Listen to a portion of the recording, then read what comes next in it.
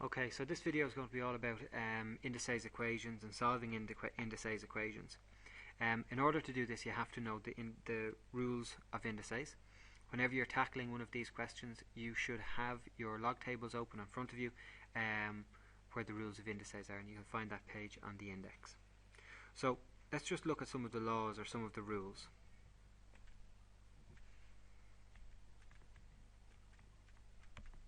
Of indices first before we do any questions. First rule: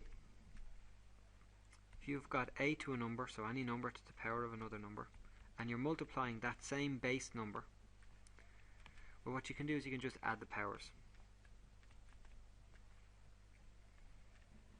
And most people will be quite familiar with that. I suppose the most common one is x by x is x squared. You can say if you've got a to the p over a to the q, that what you can do there is you can subtract the powers. So if you're dividing in indices, you subtract the powers.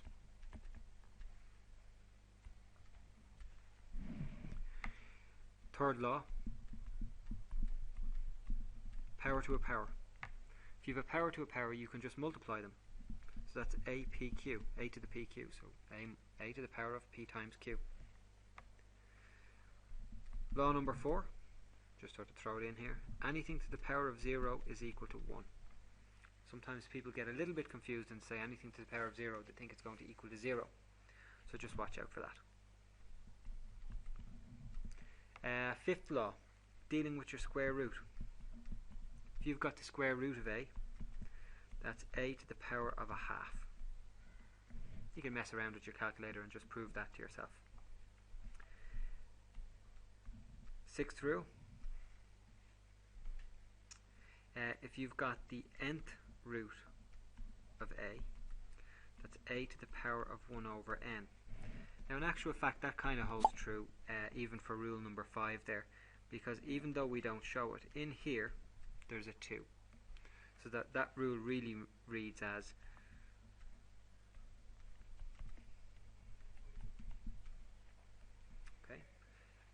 so in actual fact, I suppose rule number 6 there would be the lead rule on that, and rule number 5, although it's used quite often, is as a result of it. Now, just talking about that, there's a couple of things that sometimes catch people out. So I put this in green. So there's a couple of other things. Let's look at something like this. If you've got the square root of a to the n, no, I won't do it that way, sorry, I'll do it a different way. Let's see, if you've got the square root of a to the p, well, that can be written as a to the power of p all to the power of a half, which is really a to the p over 2. Of course, the reason is that there's a little 2 in there that we don't tend to show, and that's where the power of a half is coming from. And then for this bit here to take place, you're using a power to a power, so you're using rule number 3. Of course, that can be extended. You can say any root. So if you were looking for the 4th root of a to the p, well, then that would be a to the p over 4, and we tend to just do it very quickly like that. Just put whatever is the power, just divide it by the whatever the root is that we're looking for. Okay, I'm going to keep going here. Rule number 7. Just a couple of other little things. If you've got a to the minus p, that's equal to 1 over ap. So that basically you bring it below the line and you change the power.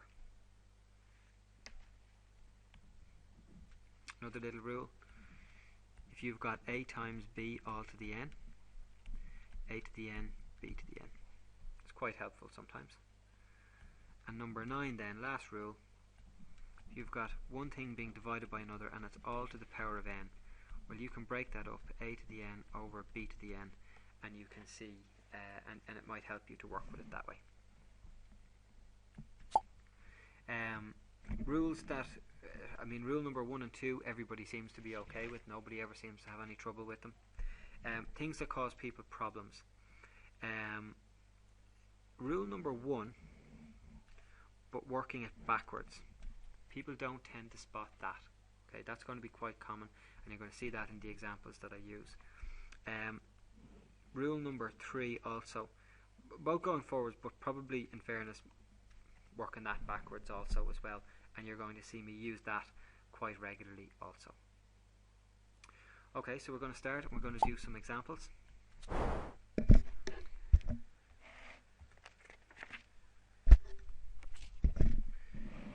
So our first indices equation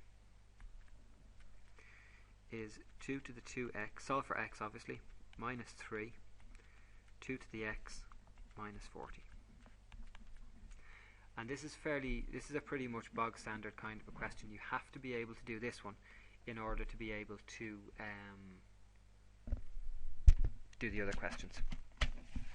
So what I'm going to do is I'm going to refer to the rules based on the way I've sort of laid them out on the previous page. So your objective here is to change the way the equation looks so that you can use a substitution, because you want to make it into a quadratic. So we spoke about rule number 3 just on the previous slide, and it was a to the p q equals to a p q. So what I'm going to do is I just want you to spot this. This is 2 to the power, so a is 2, the p value is 2x, and I want to work that backwards. So in other words, it can be done two ways. A to the x squared, sorry, apologies, take this down here. It can be 2 to the x all squared, or of course, in fairness, it could be 2 to the 2 to the x.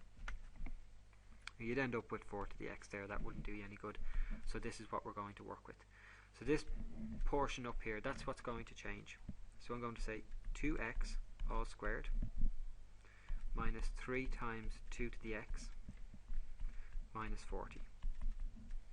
Then I'm going to use a substitution, because you can, and you said you noticed this in class, it looked kind of like a quadratic. I'm going to let y equal to 2 to the x. So now I'll have y squared minus 3 times y minus 40. I'm going to solve that quadratic. I'm going to have to factorize it first, obviously. y plus 5 and minus 8. So y is going to equal to minus 5, or y is going to equal to 8. As when you were doing your tests, a lot of you, what the mistake that you made was, some of you got this far in different questions, but you didn't finish it off. The question was solved for x, not solved for y. So I'm just going to take this up over to the other side. Y is 2 to the x, so I have two things to solve. So 2 to the x is equal to minus 5, or 2 to the x is equal to 8. So the right hand side here, 2 to the x is equal to 2 to the 3. Base numbers cancel off, x equals to 3, and I'm happy with that. I'll check it in a second. This one over here, I'm just going to take it down. Well, first of all, maybe by looking at it you can tell that it can't be solved, but I suppose just as by way of giving an explanation as to why that can't happen. If you've got 2 to the x equals to minus 5, you need to access the x that's up in the power. And what I said to you, a way of doing that would be log to the base 2, 2x, get log to the base 2 of both sides. And rules of logs, I know we haven't we've touched on it in class, but I haven't given a video on it. That can be x multiplied by log 2 of 2, log 2 of minus 5. Of course, this means x times 1, which is just x, log 2 of minus 5. But we know we reject that as an answer because you can't get the log of a negative number regardless of what the base is. Now, you don't necessarily need to show all of that work to show that the answer is going to be rejected. If you can spot that straight away, you can just write down reject, or just put an X through it. But the procedure that I've just done there, it's good to know because you're going to need it later on to solve for awkward answers, I suppose. Okay, so there's your first example. Let's move along.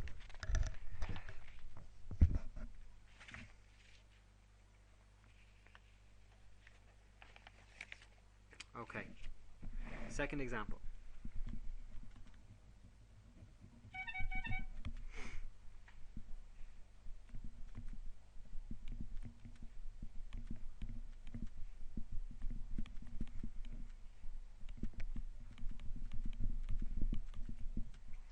Procedure is going to be the same.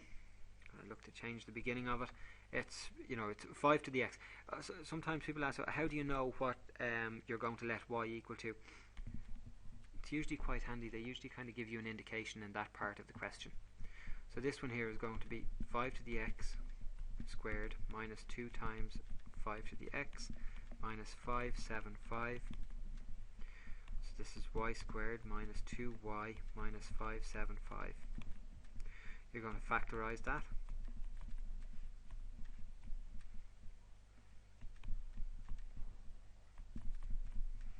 So y is equal to 25, or make sure you put the or in there please. Y is equal to minus 23. We of course, you need to say this, sorry, let y equal to 5 to the x. So that's what we've let y equal to. So that means that 5 to the x is equal to 25, or 5 to the x is equal to minus 23. From our discussion a moment ago, we reject that immediately.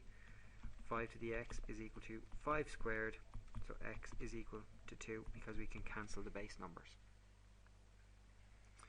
Okay, example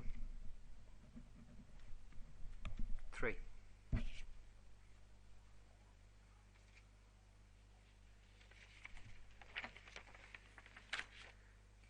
Okay, so what have we got here? 3 to the x minus 3 to the 1 minus x plus 2 equals to 0. So there's going to be a lot going on in this question. The first term, the 3 to the x, I think we'd all agree is just fine. It's the second portion here that needs a little bit of work. So let's drop down the 3 to the x. Tell you what, let's do that in a second. Let's just take this and have a look at it. And in fact, we can worry about the minus in a moment. Let's just take a look at 3, 1 minus x. If you have a look at rule number 1, rule number 1 says if you have a to the p times a to the q, that means a to the p plus q. So you can add them. So we're going to use this rule in reverse here.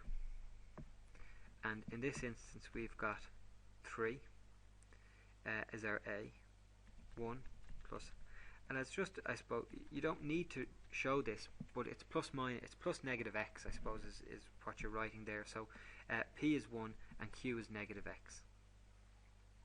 So when we go backwards with this, what we're going to have is 3 to the power of 1 times 3 to the power of negative x. And we're going to work with that. So we're going to drop everything down. So we have 3 to the x minus 3 to the 1, 3 to the negative x, plus 2 equals to 0. I told you rule number, let's have a look, what did I call it? Rule number 7 from the first page. So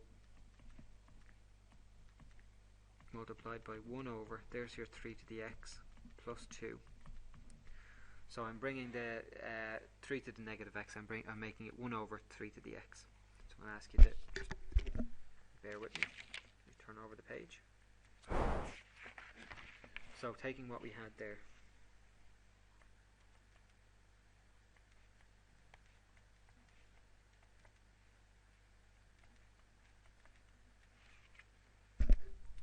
so in standard algebra fashion, I suppose we're going to multiply across each term by 3 to the x. So we'll have 3 to the x, 3 to the x minus 3, because the 3 to the x will cancel, 2 times 3 to the x. Make sure that that dot between the 2 and the 3 is good and clear, so you don't think it's 23. Of course, this bit here, power to a power, a lot of people think it's going to be x squared. It's not. You're adding the power, so x and x is 2x. So 3 to the 2x minus 3, 2 times 3 to the x is equal to 0. I'm going to reorder it, make it a little, I'm going to organize it for myself. I'm also going to do a few other bits. So 3 to the x squared, you've seen me do that twice already. 2 times 3 to the x minus 3, and you can see that it's now in the form that we're used to. So where are we going to go with this? We're going to let y equal to 3 to the x. Y squared plus 2y minus 3 equals to 0. We're going to factorize that out. We're going to solve it out. Y and y, of course. What do we need? Plus 3 and minus 1. So y is equal to negative 3, or y is equal to 1. But we weren't asked to solve for y, we were asked to solve for x. So we know that 3 to the x is equal to negative 3. We will reject immediately. We know that 3x equals 1. So I pointed this little rule out to you earlier on. I said sometimes people forget it. It was rule number 4, and rule number 4, just put it in here for you. I said a to the naught equals 1. So in other words, 3 to the naught is equal to 1, so x equals 0 or naught.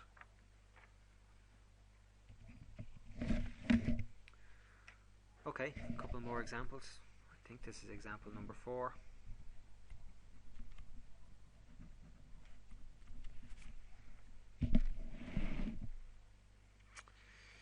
So an unusual little question.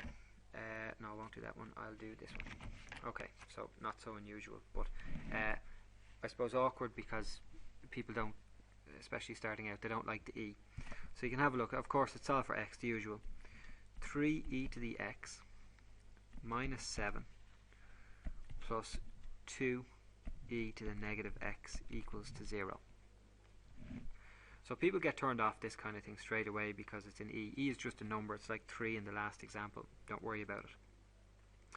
We're going to deal with this term over here first of all. So we'll have 3e to the x minus 7 plus 2 over, so e to the x. Now we're going to multiply across by e to the x, everything.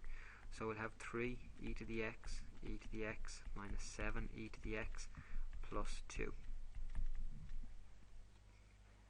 Of course, here mentioned this a second ago. It's not e to the x squared. It's going to be 3e to the 2x minus 7e to the x plus 2 equals to 0. One more change.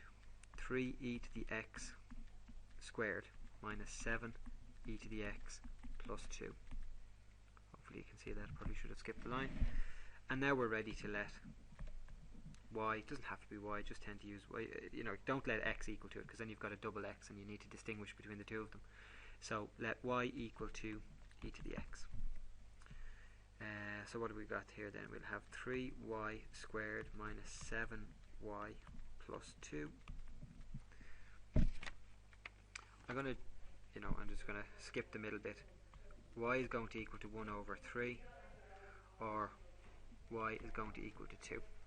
And just bear with me, I'm going to turn over the page. So we had let y equal to e to the x. So now we know e to the x is equal to 1 over 3, or we know that e to the x is equal to 2. So let's just take a look at how we deal with this, because and I've sort of alluded to it already in a previous example, but a lot of people get a little bit flustered at this point. So I'm going to take the e to the x equals to 2, the right hand side version or segment of it first of all. I have e to the x is equal to 2, and what I need to do here is I need to say log to the base e. But if I get log to the base e of one side, I have to get log to the base e of the other side. This x is going to pop down there for me.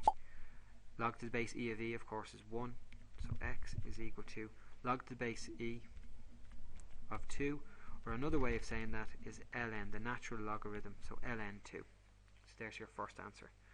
Just drop this down here. It's going to be the exact same thing. So if you've got e to the x is equal to 1 over 3, we're going to get log to the base e, log to the base e. X is going to pop down for me. So x times 1 is x, and ln of a third. So there are your two answers.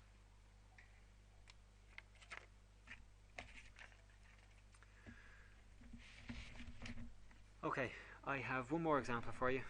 I don't know what I'm on at 5 maybe. Just take that down there. Okay. Putting this in just because it's just a little bit different, and I suppose it's the kind of thing that will catch people out.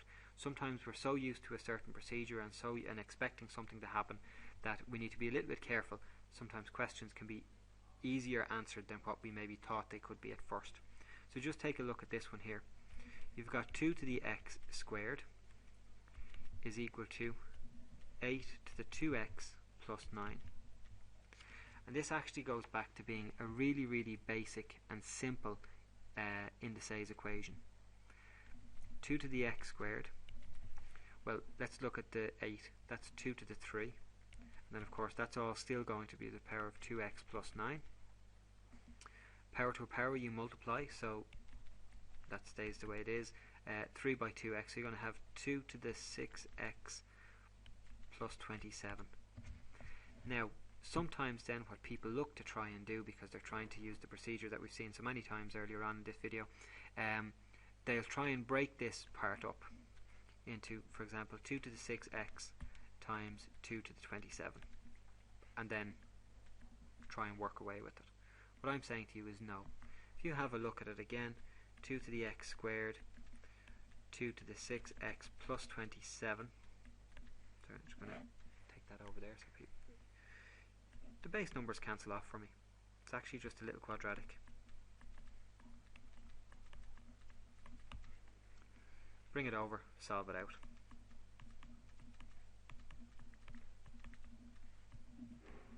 And I'll leave that one to yourselves.